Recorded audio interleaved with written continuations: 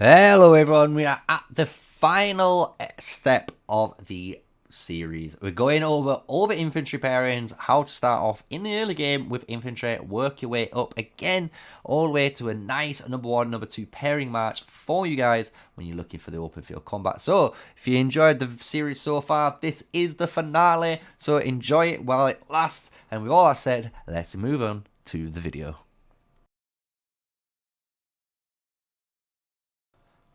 So here we are going to be covering all the infantry combos today when it's coming into the game. So obviously when you're infantry, you're going to be figuring out who's the best front line, right? Because obviously in this game compared to Rise of Kingdoms, you really do need a tank. You need a front line in the game.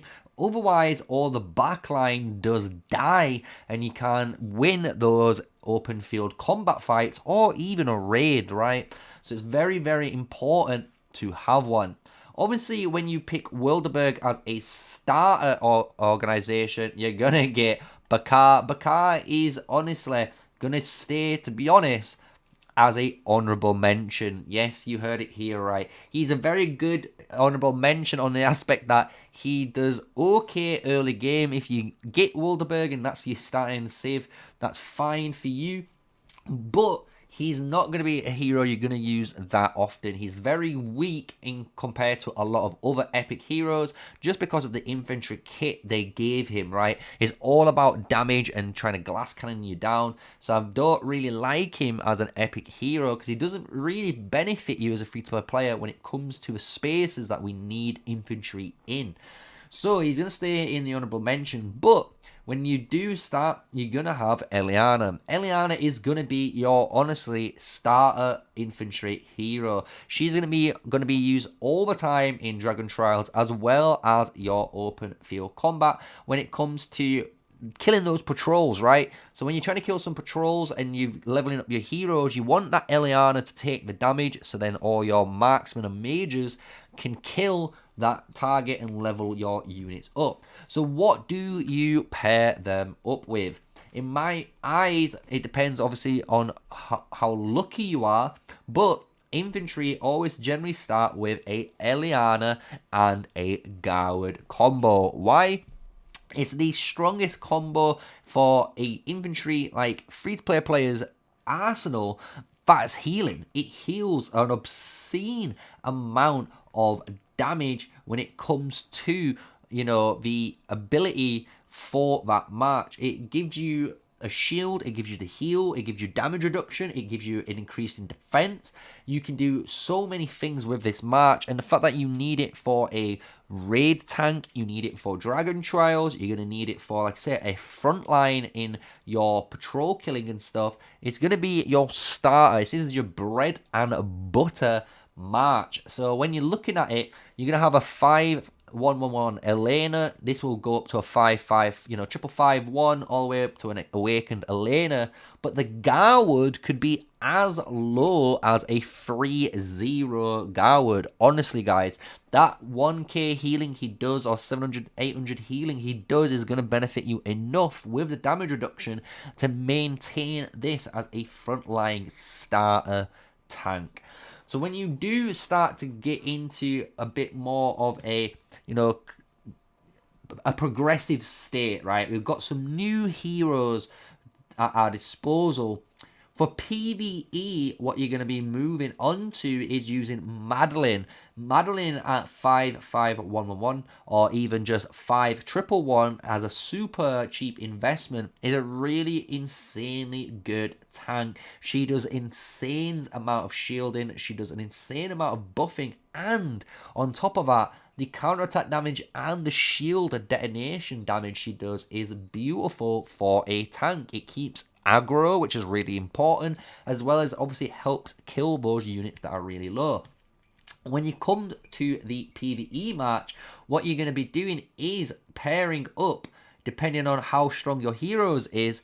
Early game, your Eliana with your Madeline. This is going to be an awakened, obviously, Eliana to your Madeline, enabling her to tank as much as you can. But as soon as you get a 5-1-1 Garwood, this would now replace it. And this is going to be your raid tank lineup as an infantry player, right? So you're going to be using this only for raiding those behemoths, and you're going to be the main tank for your march or for your alliance. So it's very important to know this as your PvE march. In your PvP arsenal, we're going to maintain the Madeline train. And you're going to notice that as a big thing here. Madeline is the best again in PvP. And what you would be using her with is a Nika. This is a very powerful combo that does a lot of damage and counterattack damage to all those targets. Obviously, in the later game, which we're going to talk about, this does an absurd amount of damage to the enemies. So it's a really good progressive ladder for you at the moment, because you can see you haven't got too many epic heroes that you can use with them. But with all that said, we do have two heroes down here, which is Fear and your Indis. And what we're going to do is actually talk about a really clever march. So this is going to be classed as your first march, and this is going to be classed as your second march. And what we're going to do here with the first and second march is these are going to be your infantry marches for Dragon Trials. Yes, you heard me right. And what this is going to allow you to do is actually put Indis and Fear together with these units. And you can still switch these guys up however you like. I would keep Garwood first in this scenario, but the Fear Madeline can be switched depending on what you want to do.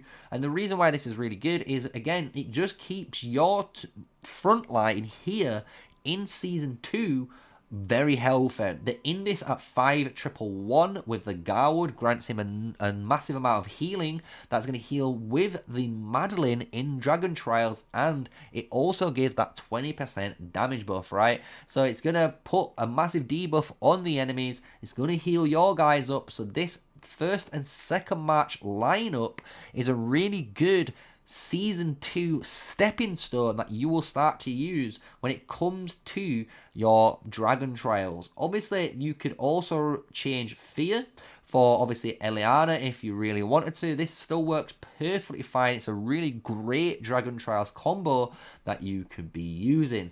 So, I hope that makes sense to you guys. We're going to move all of these boys out, and with the honorable mention there, we're going to talk about Hosk, because this is the honorable mention for all those VIP spenders. So as a VIP spender, you know VIP 10 you unlock Hosk.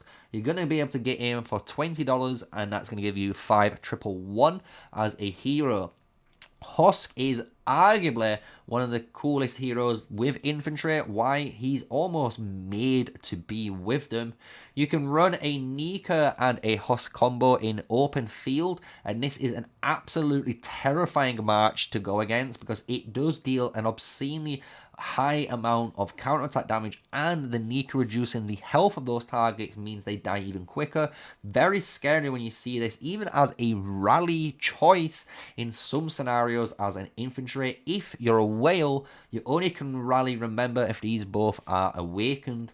But when we go back, we're looking at even a Garwood and a Hosk. This is a super healing march now that's going to heal and deal as much counterattack damage in the Dragon Trials or open field. I kind of put this at the bottom of the list because I don't really want to heal too many troops and feed the enemy too many merits, right? So, but it is a good option. It's a really good garrison for your city if you're looking for, honestly, a good garrison city as a low spender or a whale.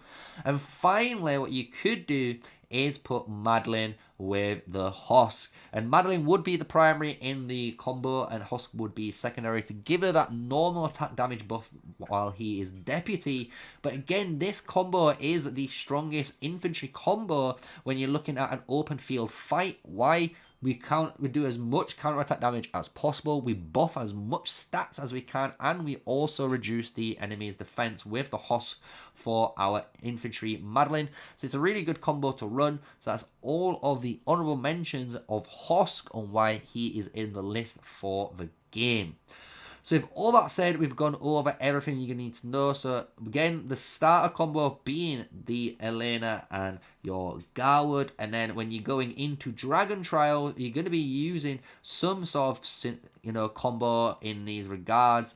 And then when you move out of it into Season 2 in Dragon Trials, you will be using a combo similar to this. But with all that said, let's move into the number 1 and number 2 pairings. Since the number 1 and number 2 pairings is quite one-sided, and you're going to see why. So the number 1, or should I say the number 2 pairing is going to be Madeline and Garwood. Why? This is the number 1 tank currently in the game. If you have this as your main tank line, you're going to be used as a main raid leader, as a main tank line to basically soak as much damage for your alliance.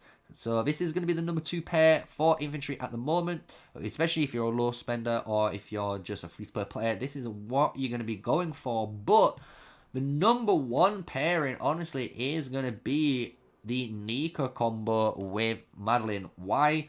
It just does more. In my opinion, if you even have a 5-1-1 combo on both of them, it does more damage. It can hold aggro really well. It doesn't obviously take as much damage, and that's why it's not as good in a as a main tank.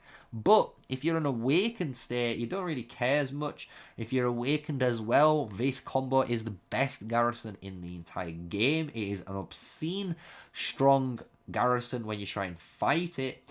Also in the open field, this is an insanely strong combo, and that's another reason why I really do like it when you're looking at the number 1 pairing, because you get to use it more than once, and that's why I really like it. Compared to the Garwood and Madeline combo, this is going to be used mainly only in raids.